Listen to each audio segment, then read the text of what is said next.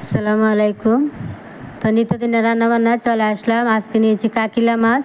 কাকিলা মাছ রান্না করব। তো দেখুন অনেক দিন পর মাছগুলো দেখলাম। আর এই মাছগুলো দেখুন আমি কীভাবে কেটে নিচ্ছি। মাথাটা আলাদা করে নিচ্ছি, মাথার মধ্যে লম্বা একটা টুট আর লেজটা কেটে নিচ্ছি।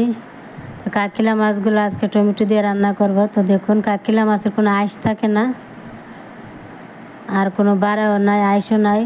তো খুবই ইজিলি কাকিলা মাছ কাটা যায়। তো সবগুলো মাছ কাটা শেষ, এখন আমি ধুয়ে নিচ্ছি।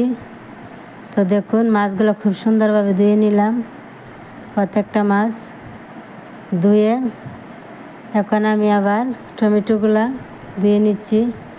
যেহেতু টমেটো দিয়ে রান্না করব কাকিলা মাছ, অল্প পরিমাণ কাকিলা মাছ ছোটো মাছ থেকে আলাদা করে পেয়েছিলাম। তো মাছগুলো রান্নার জন্য আমি টমেটোগুলো আবার কেটে নিচ্ছি। 3টা টমেটো দিয়ে কাকিলা মাছগুলো রান্না করব। তো দেখুন আমি একটা টমেটো 4 ফালি করে কেটে নিয়েছি। এখন কাঁচামরিচ ধুয়ে কেটে নিচ্ছি। কাঁচামরিচগুলো 2 ফালি করে নিচ্ছি। সবসময় তরকারিতে কাঁচামরিচ দিলে আমি এভাবেই 2 ফালি করে কাঁচামরিচগুলো কাটি। তো আজকে আপনাদেরকে দেখিয়ে দিলাম কীভাবে আমি কাঁচামরিচ তরকারিতে দিই। তো দেখুন এভাবে কাঁচামরিচগুলো কেটে পেঁয়াজ কুচি করে নিয়েছি।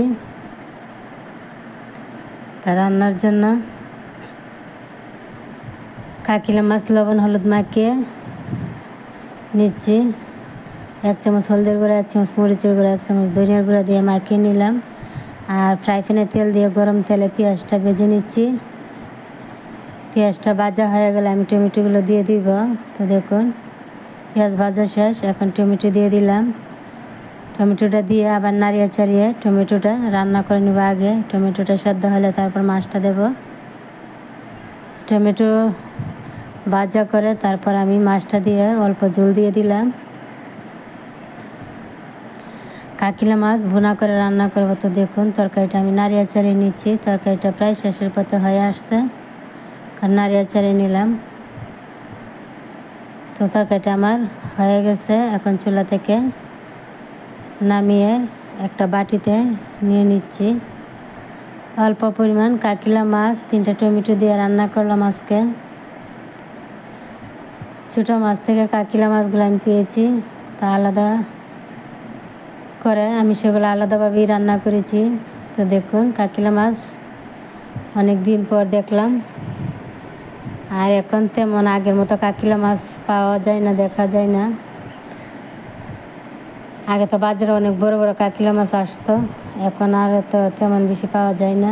তবে যারা নদীর এলাকা তীরবর্তী আছে তারা হয়তো পায়। তো দেখুন কাকিলা মাছগুলো আজকে রান্না করে নিলাম। কেমন হয়েছে আমার আজকের রেসিপিটা অবশ্যই আপু ভাইয়েরা কমেন্টে বলবেন।